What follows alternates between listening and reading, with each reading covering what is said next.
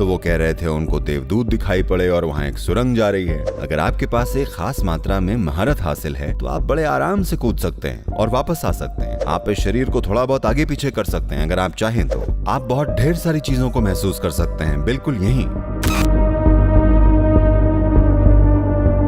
जब हम कहते हैं मृत्यु, तो एक लेवल पर मृत्यु की परिभाषा यह है कि आपने शरीर खो दिया है। यही तो मृत्यु का मतलब है। तो मेरा मतलब, आइए दूसरे क्षेत्रों में नहीं जाते हैं, इससे आप बड़े चक्कर में पड़ जाएंगे।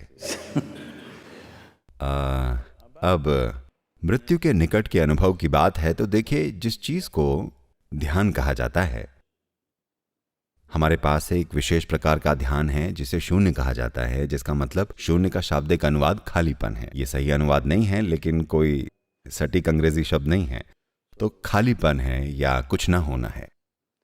So if you settle down into shunya meditation, it's not near death, it's actually death. तो अगर आप शून्य ध्यान में बैठकर जम जाएं, तो ये मृत्यु के निकट नहीं है, असल में मृत्यु ही है, लेकिन सचेतन मृत्यु है। आप देखिए, अगर आपके पास, मान लीजिए कि आप साइकिल चला रहे हैं, आप एक नए साइकिल सवार हैं जिसके पास थोड़ा ही संतुलन है, तो आप इस तरह से जाएंगे। कोई दूसरा बच्चा है जो सवारी कर रहा है, वो अपने हाथों को खाली छोड़कर सीटी बजाएगा और यहाँ देखेगा वहाँ देखेगा, सवारी करेगा, हर तरह की चीजें करेगा, हैंडल पर खड़ा होगा और घूमेगा, कूदेगा, सब करेगा। क्यों? ये एक तरह की महारत है, एक खास संतुलन और महारत है। तब आप साइकिल से कूद सकते हैं और फिर से वापस आ सकते हैं, ये सब कुछ कर सकते हैं। इसी तरह अपने शरीर के साथ भी अगर आपके पास एक खास मात्रा में कुशलता है तो आप आसानी से कूद सकते हैं और वापस आ सकते हैं।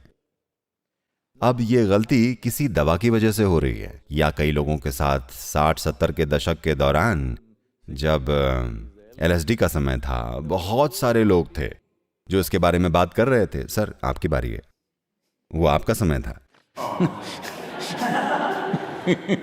कह तो सकते हैं। तो बहुत सारे लोग थे जो इस बारे में बात कर रहे थे और ये वाकई में उनके साथ हुआ था। ऐसा नहीं कि वो चीजों की कल्पना कर रहे थे, ये वास्तव में उनमें से कई के साथ हुआ था। But it was also because it was hallucinatory. लेकिन ये इसलिए भी था क्योंकि ये दिमाग का भ्रम था। कोई नहीं जानता था कि वो ये था या वो था। ये पक्का करने का कोई तरीका नहीं था कि ये वास्तव में उनके साथ हुआ था या नहीं। लेकिन मैं उस समय के कई लोगों से मिल चुका हूँ जिन्होंने वास्तव में उन चीजों का अनुभव किया था, जिससे उनका जीवन कई महीनों में बदल गया था, एक अजीब तरीके से। लेकिन अचानक उनके बारे में सब कुछ बदल गया, सिर्फ इसलिए कि कहीं ना कहीं उन्हें आभास हो गया था कि शरीर को थोड़ा आगे पीछे किया जा सकता है अगर आप चाहें तो। ये स्थायी चीज नहीं होती, बस उस थोड़ी सी जागरूकता ने उनके जीवन को देखने के तरीके, उनके व्यवहार और जीवन में करने की चीजों को बदल दिया। तो ये मृत्यु के निकट की बात है, तो मैंने वास्तव में ऐसा कुछ पढ़ा नहीं है, लेकिन कुछ लोगों ने मुझे बताया है। कुछ लोकप्रिय किताबें हैं जिनमें उनका कहना है उनको देवदूत दिखे हैं और वहां एक सुरंग जा रही है। देखिए, एक बात है जो आपको समझनी चाहिए, जब कोई सर्जरी करवाने जा रहा होता है तो डॉक्टर्स आश्वस्त हो सकते हैं, मरीज को हमेशा डर लगता है कहीं वो मर ना जाए। हेलो, डॉक्टर आश्वस्त हो सकते हैं, उनको केस पता है, उन्हें पता है वो क्या कर रहे हैं। 99% वो आश्वस्त होते हैं कि वो क्या कर रहे हैं। लेकिन मरीज एक बार जब वो अपनी आंखें बंद कर लेता है और अपना जीवन किसी को सौंप देता है, उसको हमेशा डर लगता है कि क्या होगा। तो हर छोटी चीज को वो मृत्यु समझता है। ऐसा लोगों के साथ होता है। अगर आप किसी के सिर पर बंदूक रख दें और बस चला दें और निशाना चूक जाएं, या बंदूक खाली हो, तो वो लगभग मर जाते हैं। मृत्यु के करीब का अनुभव होता है। वो कुछ समय के लिए गुम हो जाते हैं और फिर वो वापस आ जाते हैं। असल में वो सोचते हैं कि वो चले गए थे और वापस आ गए, और उन्होंने सीन को ऊपर से भी देख लिया था, क्योंकि ऐसा हॉलीवुड की वजह से होता है। So human mind is capable of creating. तो मानव मन अनुभवों के अनेक आयामों को बनाने में सक्षम है। इसको मृत्यु के रूप में नहीं समझ लिया जाना चाहिए, ये जीवन है। सबसे पहली बात, खैर, मैं मृत्यु पर एक किताब लेकर आ रहा हूं, अंदर की बात। मैं इसको 6.5 साल से लिख रहा हूं, ये अभी तक पूरा नहीं हुआ है। उम्मीद है अगले साल या उसके बाद मैं इसे लेकर आऊंगा। मैं ऐसा इसलिए कह रहा हूं क्योंकि वास्तव में मृत्यु जैसी कोई चीज नहीं है। ये केवल जीवन, जीवन और जीवन है। इसका एक आयाम से दूसरे आयाम में, दूसरे आयाम से अगले आयाम में जाना है। तो अगर मैं एक आयाम को खो दूं तो ऐसा लगता है कि वो मर गया है। अभी ये एक मेडिकल फैक्ट है कि उनका कहना है कि लगभग 15 दिन में आप अपने मौजूदा शरीर का 7 किलो वजन खो देते हैं और कुछ नया उसकी जगह ले चुका होता है। हर 15 दिन में आपका वजन चाहे जो भी हो, आपको बस ये हिसाब लगाना है कि आप कितने पखवाड़े में पूरी तरह से जा चुके हैं।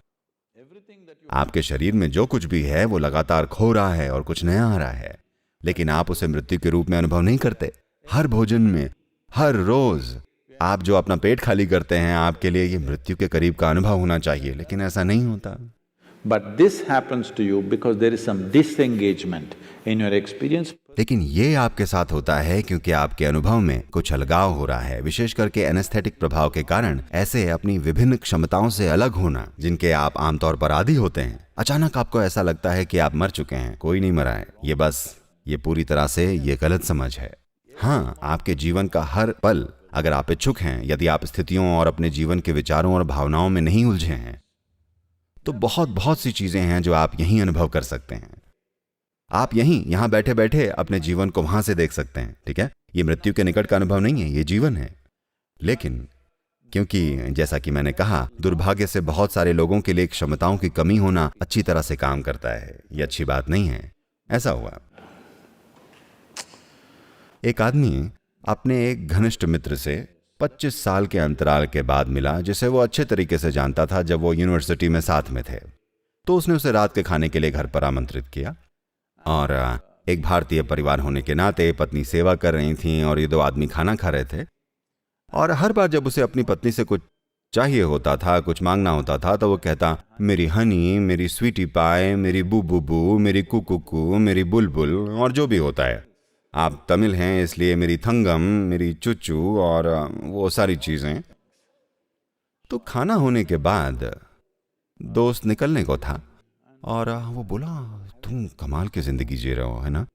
मेरी पत्नी के साथ मेरी शादी को 15 साल हो गए हैं, हम एक दूसरे की शक्ल भी नहीं देख सकते। जिस तरह से तुम अपनी पत्नी पर जैसे प्यार बरसा रहे हो, वो वाकई शानदार है। वो बोला, तुम क्या बात कर रहे हो? उसने कहा, तुमने उसे बुलबुल कहा, तुमने थंगम बुलाया, तुमने उसे वो कहा। उसने कहा, अरे यार, मैं उसका नाम 7 साल पहले ही भूल चुका हूं।